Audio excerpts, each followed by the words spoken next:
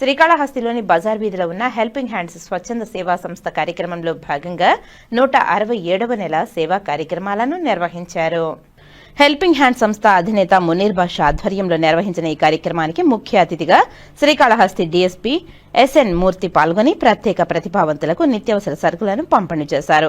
Helping hand సంస్థపై చిత్రీకరించిన పాటను ఆయన మునీర్ బాషా మరియు వారి కుటుంబ సభ్యులతో కలిసి వీక్షించారు. ఈ సందర్భంగా డీఎస్పీ ఎస్ఎన్ మూర్తి మాట్లాడుతూ గత కొన్ని మాసాలుగా శ్రీకాళహస్తి పట్టణంలోని పేదవారికి మరియు ప్రత్యేక ప్రతిభావంతులకు నిత్యావసర సరుకులు మరియు వారి జీవనానికి కావలసిన ఆర్థిక సహాయం అందజేస్తూ సేవే లక్ష్యంగా పనిచేస్తున్న సంస్థ అధినేత మునీర్ బాషాకు ప్రత్యేక అభినందనలు తెలియజేశారు. హెల్పింగ్ హ్యాండ్ సంస్థ అధినేత మునీర్ బాషా మరియు సభ్యులు చేస్తున్న సేవా కార్యక్రమాలను కొనియాడారు. ప్రతి ఒక్కరూ సంస్థ అధినేత మునీర్ బాషాను స్ఫూర్తిగా తీసుకుని ముందుకు వచ్చి పేదలకు వారి వంతు సహాయం చేయాలని కోరారు. ఈ కార్యక్రమంలో సంస్థ సభ్యులు, కుటుంబ సభ్యులు తదితరులు పాల్గొన్నారు. 167వ నెల సేవా కార్యక్రమానికి విచ్చేసిన గౌరవనీయులు హెల్పింగ్ హ్యాండ్స్ సంస్థ సభ్యులు, సంస్థ అధ్యక్షులు మునీర్ బాషా గారికి,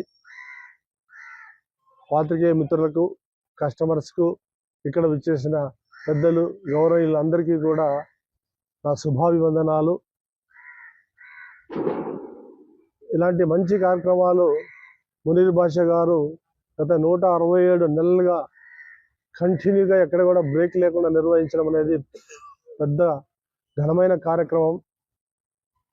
స్వార్థం పెరుగుతున్న రోజుల్లో నాకు స్వార్థం లేదు, ఆపదలు ఉన్నవారే నా బంధువులు, మిత్రులు అనుకొని చెప్పేసి ఆయన సంస్థ సభ్యులు అందరికీ చేయూతనిస్తూ కష్టాల్లో ఉన్న వారిని ఆదుకుంటూ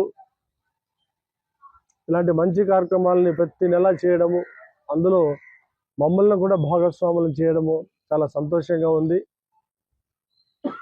రాబోయే రోజుల్లో ఇలాంటి ఎన్నో కార్యక్రమాలను హెల్పింగ్ హ్యాండ్ సంస్థ సభ్యులు మరియు పెద్దలు మునీర్ బాషా గారి ఆధ్వర్యంలో నిర్వహించడానికి గాను శ్రీకాళహస్తీశ్వరుని నేను కోరుకుంటున్నాను, వేడుకుంటున్నాను. ఆయనకు, ఆయన సంస్థ సభ్యులకు, కుటుంబ సఖ్యము, ఆర్థికంగా అన్ని విధాలుగా కూడా దేవుడు ఆశీస్సులు ఉండాలని చెప్పేసి నేను మనసారా కోరుకుంటున్నాను.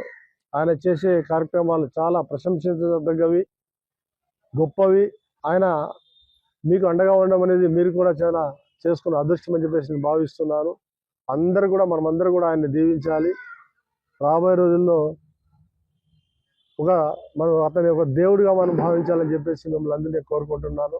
ఈ అవకాశం ఇచ్చిన నాకు పెద్దలందరికీ, పాత్రికేయ మిత్రులకు, సోదరులు అందరికీ